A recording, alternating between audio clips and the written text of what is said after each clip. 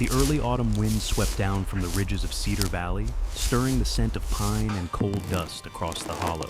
The air carried that quiet heaviness that comes when a place remembers too much.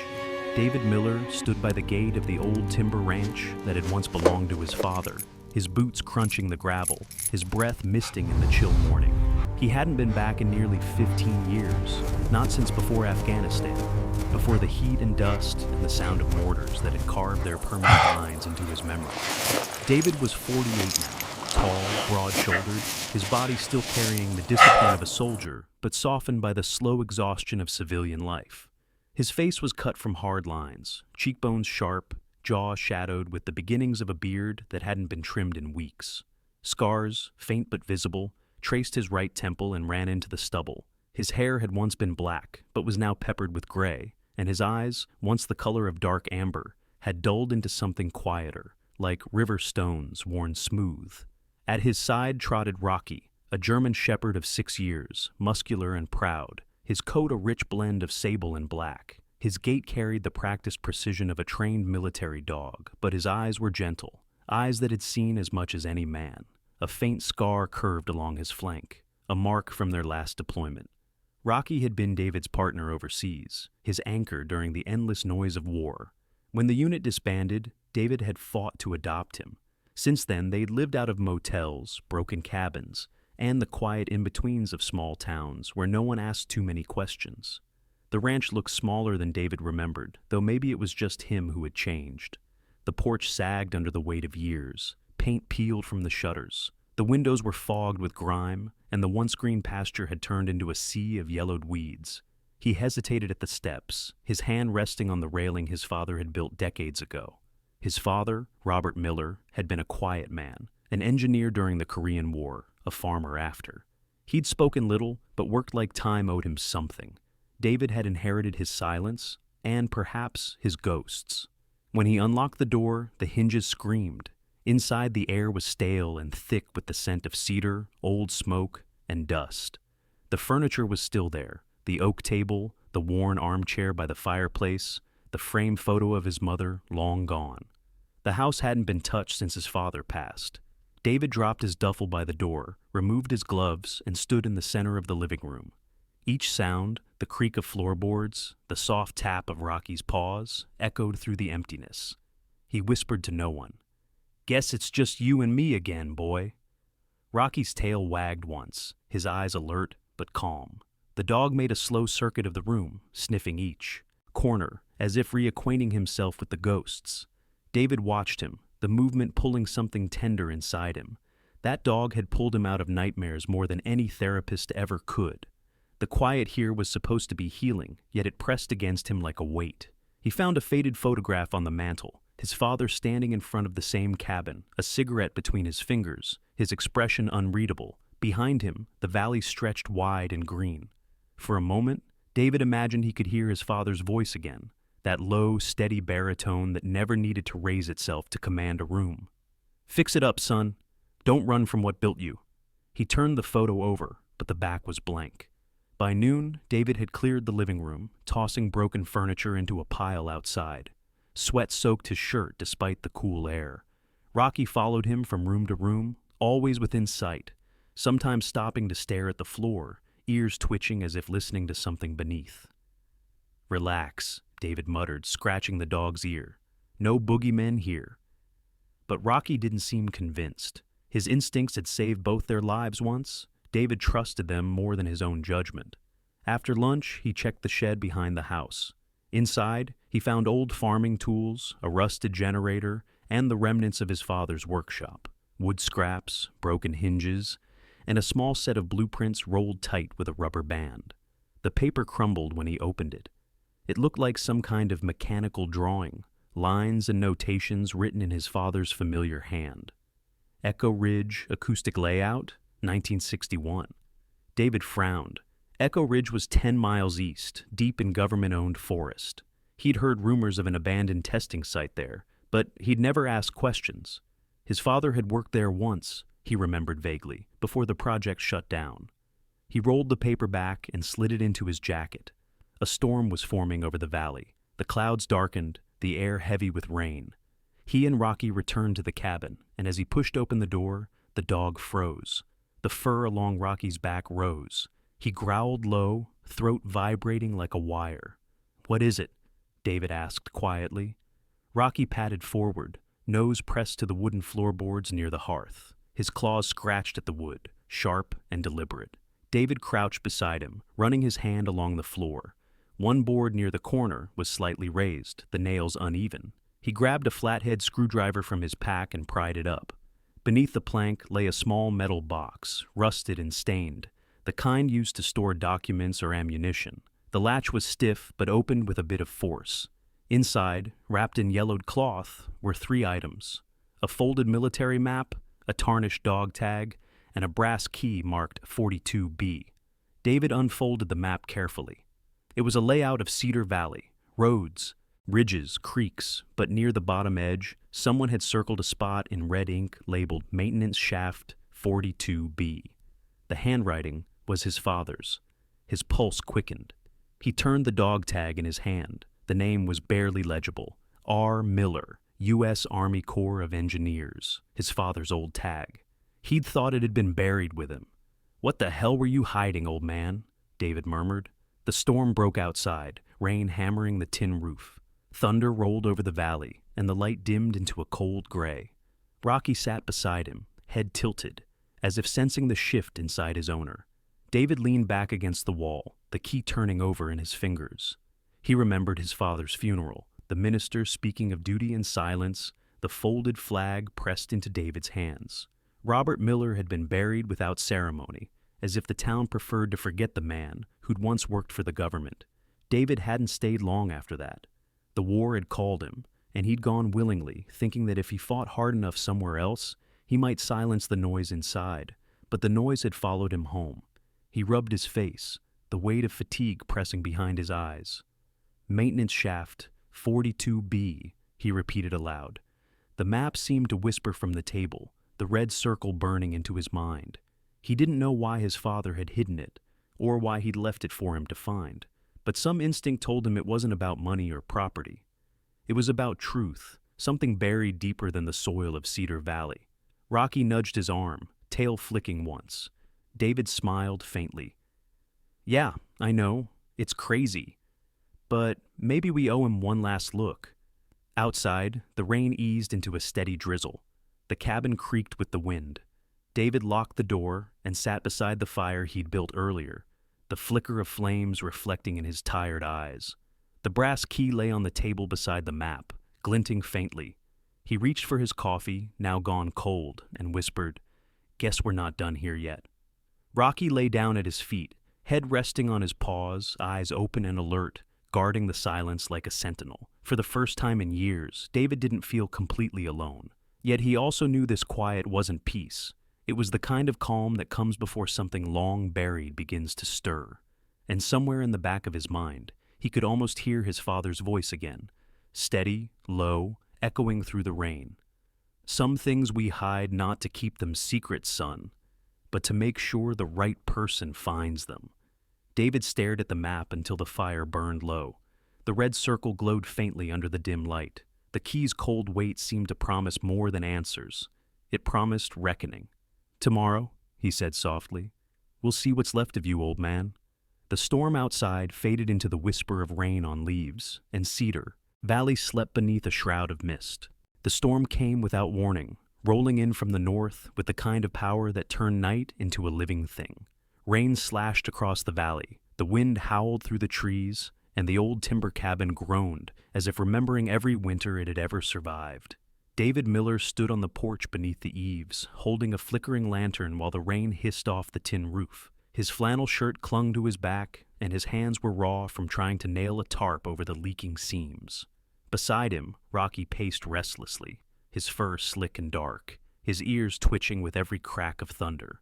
Through the curtain of rain came a voice, sharp, female, and calling out above the wind. "Hey, you need a hand up there?" David squinted into the darkness. A figure approached, clutching a rain jacket tight against her body, boots sinking into the mud. She was Clara Hayes, and even through the storm, she moved with determined precision, as though she'd wrestled with weather like this before. Clara was in her mid-30s, tall and slender, but strong in the shoulders, her auburn hair tied back beneath a hood. Her face was open, freckled, with a kind of unpretentious beauty that came from long days outdoors.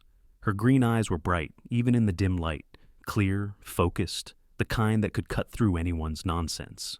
David raised an eyebrow. "You picked a hell of a time to visit." "I live down the ridge," she shouted back, motioning toward the field beyond. "My greenhouse nearly blew its roof off. Saw your lights on. Figured you could use some help." He hesitated, but something in her voice, steady, unafraid, cut through the instinct to decline. "Grab the hammer by the door," he called. Within minutes, the two of them worked side by side beneath the storm. The rain soaked through their clothes, the wind snatched at the tarp, and thunder rumbled above them like artillery. David's movements were quick and efficient, his training showing even in something as simple as hammering nails. Clara kept pace, her gloved hands deft and sure. Rocky watched from the porch, his head low, eyes darting toward the barn every few seconds. When the last nail was driven, Clara pushed her hood back, rain running down her temples. "You've got leaks in half the roof beams. You should replace the joist before winter hits." David smirked faintly. "Planning to add that to your resume? Local carpenter/savior?" "I'm a farmer," she said, wiping her hands on her jeans. "I rent the South Field, organic crops. Been here 2 years. Most people around here don't fix things, they just let them rot."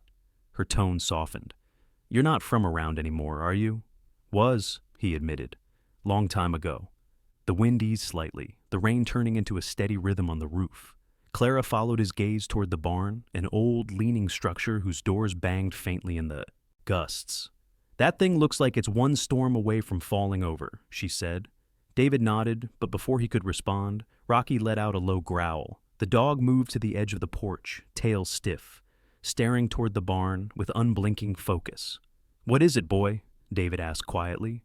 Rocky barked once, sharp and alert. Clara frowned. "He sees something." "Or hears it," David murmured. He grabbed the lantern and started across the yard, boots sinking into the mud. Clara followed without question, pulling a flashlight from her coat.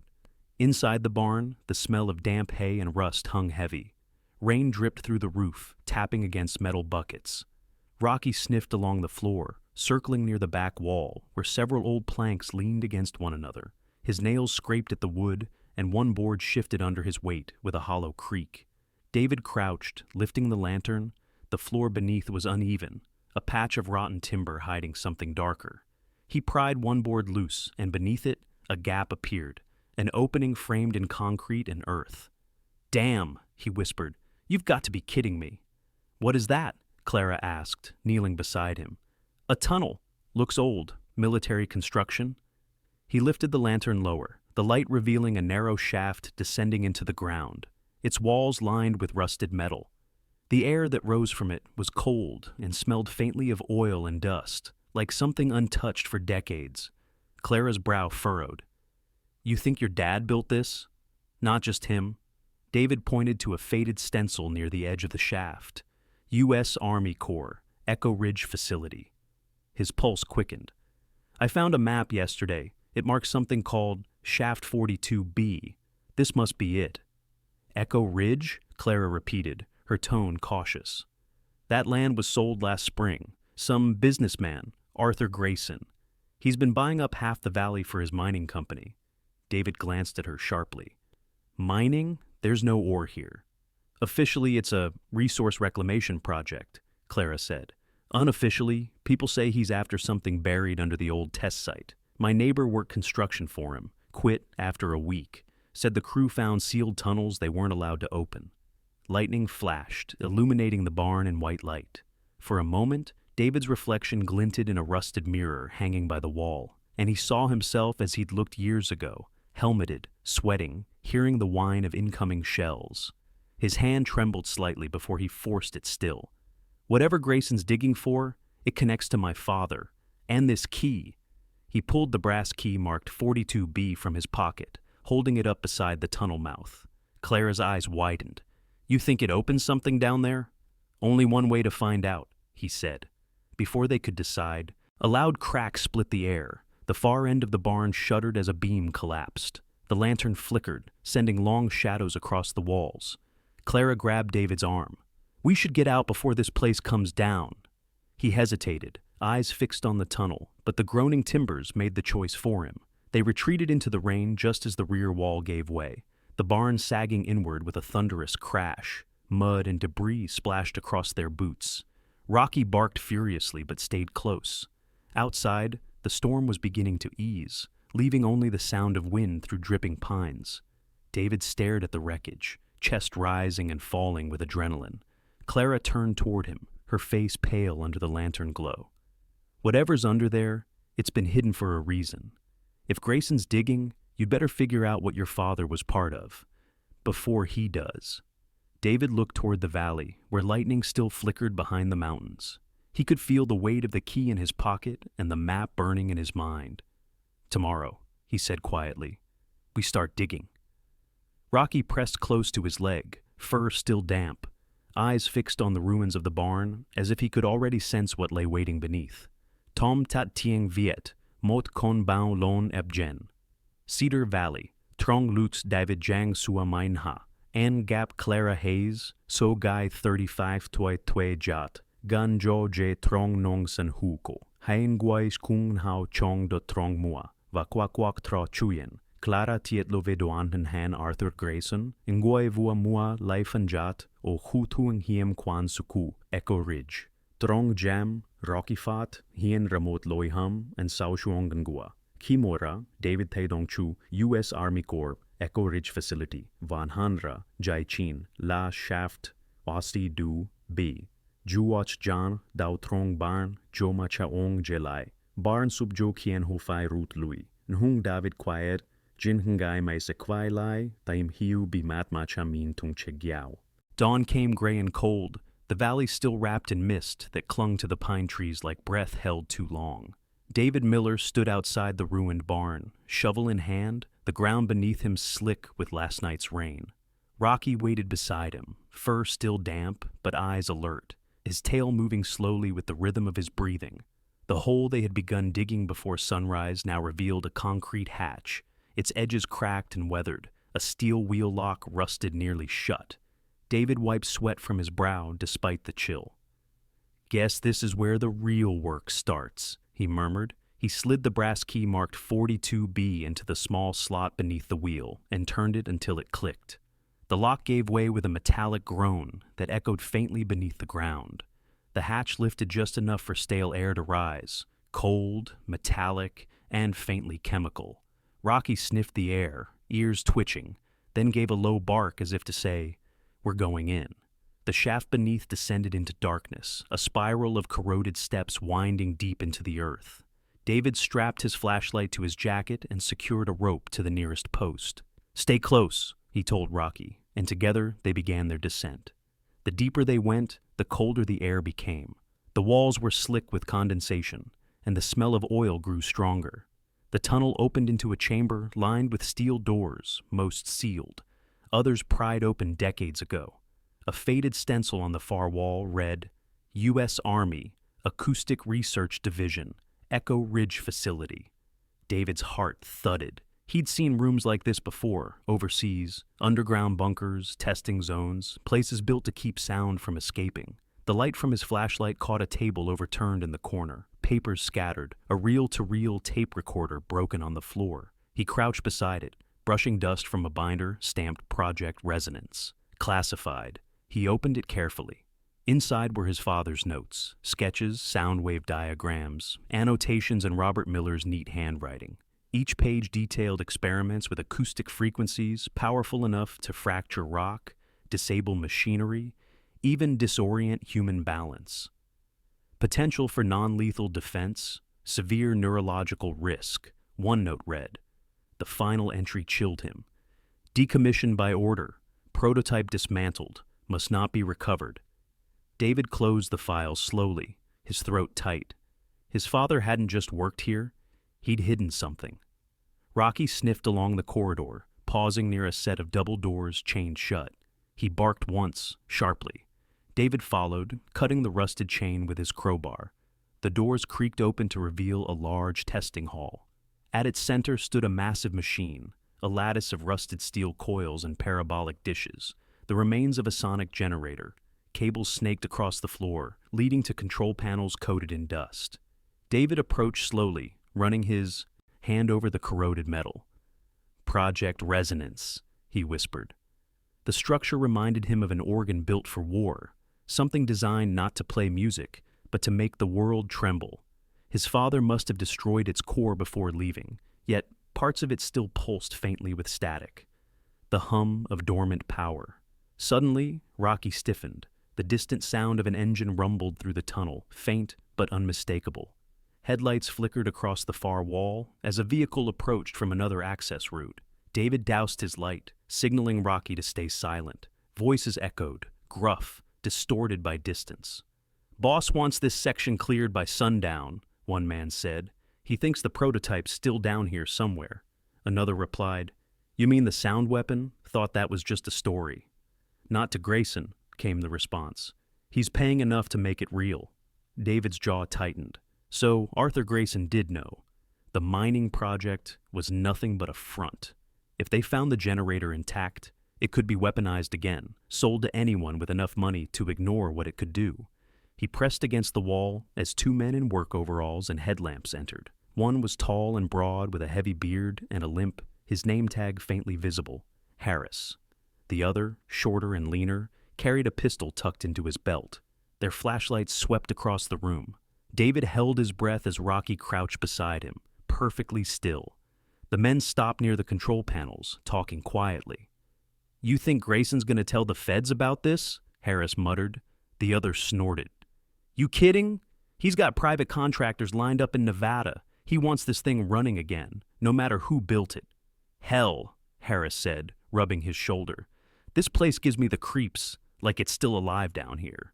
They began photographing the machine. David knew he couldn't risk being discovered. He gestured silently to Rocky, and they retreated down the hallway. Once far enough, he whispered, "We have to warn Clara." But as they reached the stairwell, headlights flared again at the tunnel's mouth above, larger this time. A truck.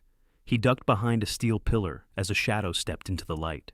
Arthur Grayson himself descended the ladder. He was in his late 40s, tall and immaculately dressed even underground. Gray suit, leather gloves, polished boots unsullied by mud. His hair was dark blonde streaked with silver, slicked back with precision. His features were sharp, angular, his eyes a piercing ice blue that seemed to calculate rather than see. There was something cold in his composure, the kind of man who had learned to smile while making ruthless decisions.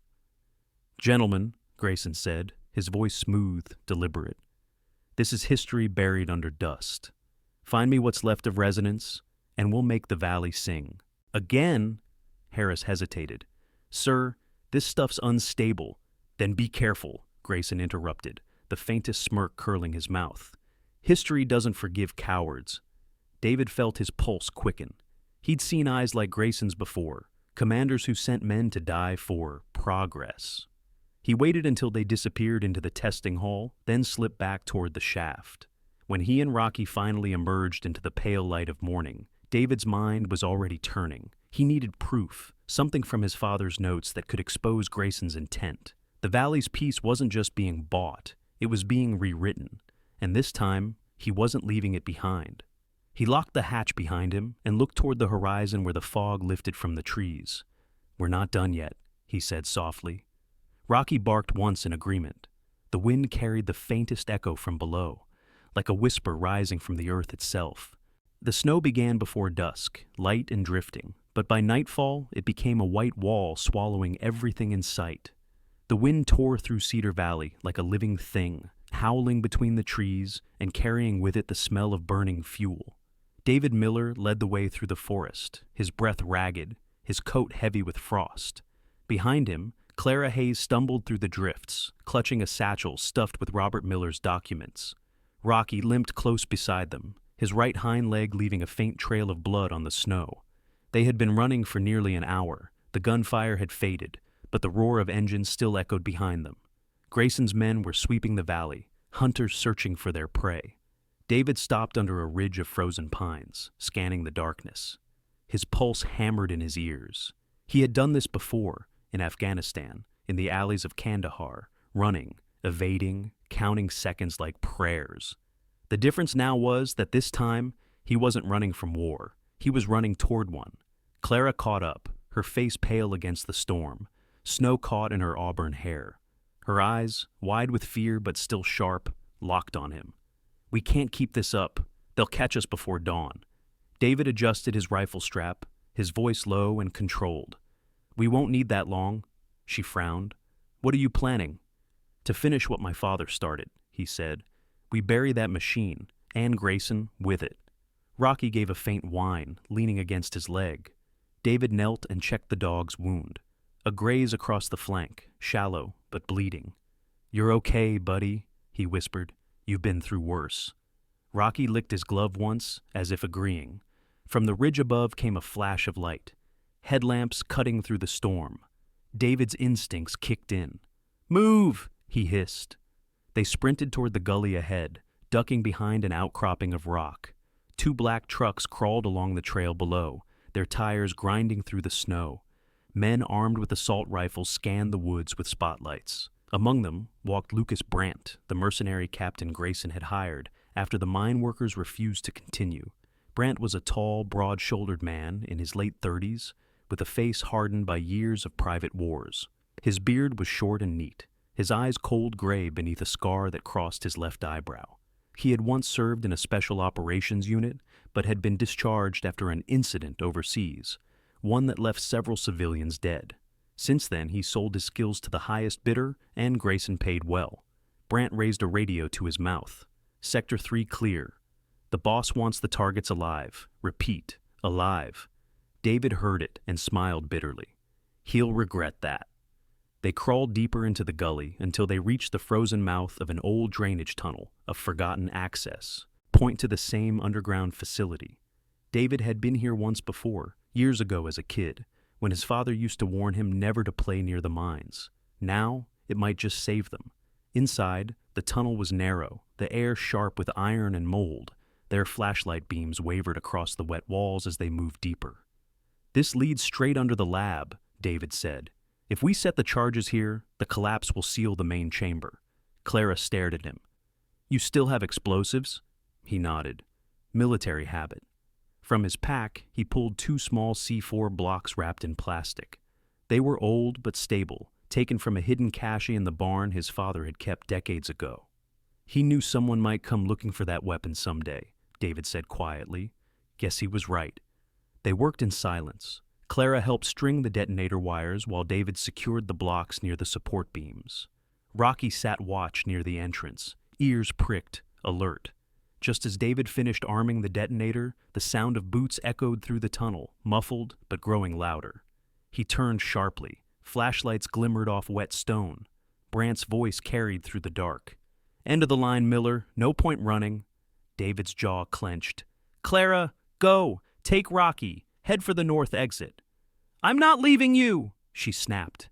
He met her gaze, steady and fierce. "You will if you want this to mean something." He shoved the detonator into her gloved hand. "When I give the signal, hit the switch." Before she could protest, he turned and moved toward the approaching lights, rifle raised. Clara hesitated, tears glinting in her eyes, then grabbed Rocky's collar and dragged him toward the exit. The dog barked once, low and reluctant. The gunfire started almost immediately, sharp cracks that echoed like thunder through the tunnel. David fired back, using the steel beams for cover. Sparks flew as bullets struck the walls. Brandt's men fanned out, their beams cutting through the smoke. Then, from the darkness behind them, another voice rang out, calm, commanding. "That's enough!" Arthur Grayson stepped into the light, wearing a heavy wool coat and leather gloves, his breath fogging in the cold. His hair was damp with snow, but his smile was untouched. "Mr. Miller," he said evenly, "you've made this far too dramatic. We could have worked together, you and I. Your father's brilliance, your skills, it's in your blood." David's reply was a single bitter laugh. "You don't know my father." "Oh, I know him better than you think," Grayson said, gesturing toward the tunnel. "He wanted to destroy power. I want to understand it. The difference between us is that I'm not afraid of what men can create." David took a step closer. And you should be. He threw a flashbang. The explosion of light and sound disoriented the men instantly. David dove for the far side of the tunnel, rolling behind a beam. He saw Grayson stumble, eyes wide, then raised his weapon and fired at the ceiling. The support structure cracked, debris falling like thunder. "Now!" he shouted. Miles away, Clara pressed the detonator. The tunnel erupted behind her, the sound tearing through the storm. The ground trembled, a shockwave of heat and dust bursting through the snow. She turned and saw the tunnel mouth collapse in fire and smoke. For a moment, everything was silent, except the wind. Then, from the haze, David emerged, limping, covered in soot, but alive. Rocky bounded toward him, tail wagging weakly. Clara ran to his side, relief breaking through her tears. Behind them, the valley burned faintly under the snow, the facility buried for good. Blue lights flashed in the distance as Sheriff Tom Avery arrived with his patrol. Avery was a tall man in his 50s, barrel-chested with graying hair and steady brown eyes. Once a Marine like David, he carried himself with quiet authority. "I got your message," he said, surveying the destruction. "What the hell happened here?" David met his gaze. "A secret my father tried to bury." Avery nodded slowly, understanding. "Then, we'll make sure it stays buried." As the first light of dawn broke over the snow, David looked back at the smoking valley. He reached down, scratching Rocky's ear, and finally allowed himself to breathe. "It's over," he said, and for the first time in years, he almost believed it. Spring returned to Cedar Valley like a slow awakening. The snow had melted from the hills, leaving behind rivers that whispered through the grass and soaked the roots of the pine trees. Wildflowers stretched across the meadows, painting the valley in soft yellows and blues. The air was clean again, alive. For the first time in years, David Miller felt that the land was breathing with him, not against him. He stood on the porch of the rebuilt cabin, hands resting on the rail that still smelled faintly of fresh-cut wood. The new roof glinted under the morning sun, and the wide fields below swayed with young wheat. It had taken months of backbreaking work, but the old property had risen again, not as a home for one man, but as a haven for many. A hand-painted sign stood near the entrance gate, Cedar Veterans Sanctuary. Beneath it, smaller letters read, "For those who fought the noise and found peace in silence." From the barn came the sound of laughter, deep, genuine laughter that hadn't touched the valley in years. A group of veterans were helping repair a new kennel structure, men and women of different ages, each carrying the quiet dignity of those who had seen too much. One of them, Eli Torres, was a tall man in his early 30s with tanned skin and dark curly hair tied back loosely. He walked with a slight limp from a leg injury sustained in Iraq, but his hands were strong and steady. Eli had once been a combat medic, haunted by the lives he couldn't save. Now he found solace in training rescue dogs and teaching other vets how to reconnect with simple living things. "Morning, sir," Eli called, waving his hammer. His grin was bright despite the scar that traced his jawline. "The kennel's almost done. These guys work faster when they know there's coffee waiting." David smiled.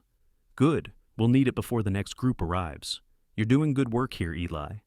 "Trying to keep up with the boss," the younger man said with a wink. David shook his head, amused. The word boss still felt strange to him. For most of his life, he'd only taken orders, not given them. But this place wasn't about rank or command, it was about healing.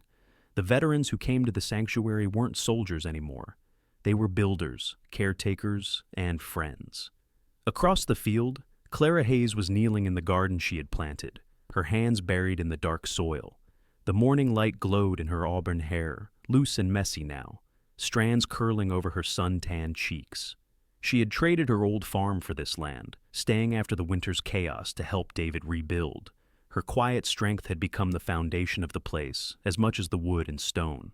When David walked over, she looked up, smiling softly. "You've been staring at that sign for 10 minutes, she said. "Just making sure it's real," he replied. Clara wiped her hands on her jeans. "It's real. You made it that way." He wanted to argue, but couldn't. Instead, he reached down to help her up. The warmth of her hand surprised him. Steady. Certain. For months, they had worked side by side without saying much about what they had endured. Some things didn't need words. Rocky bounded across the field then, his coat gleaming, tail high. The old shepherd had recovered completely from his wound, though his gait was slower now, his muzzle touched with gray. Still, his eyes shone with that same fierce loyalty, that same spark of purpose. In the mornings, he ran laps around the property, chasing butterflies or greeting the new dogs that had been brought in by the county shelter. To everyone here, Rocky wasn't just a dog. He was the spirit of the sanctuary itself. David crouched and rubbed his head. "Still keeping everyone in line, huh?" Rocky barked twice, as if in response, before sprinting toward the small lake at the edge of the property. Later that day, as the sun dipped low, David went into the old storage shed, what was left of the barn's foundation after the explosion. He had been sorting through debris for weeks, salvaging tools, nails, and anything usable. But today something caught his eye, a piece of warped metal wedged behind a broken beam. When he pulled it free, he found a tin box, blackened with soot. Inside was a folded piece of paper wrapped in oilcloth. The handwriting on it was unmistakable, his father's. He sat down on the step and unfolded the letter carefully. The ink was faded, but still readable. "Son, if you're reading this, it means you found what I could not destroy. I built machines to make the world stronger, but in doing so, I forgot that strength without compassion is just another kind of noise. The real power, David, lies in silence. The kind you choose, not the kind forced upon you. Protect that silence. It's what will save you." David read the letter twice before setting it gently on his lap. The wind moved through the trees, carrying with it the faint scent of cedar and rain. For the first time, he didn't feel the weight of his father's secrets, only gratitude. The man who had lived by restraint had left him the one thing the world rarely offers: peace.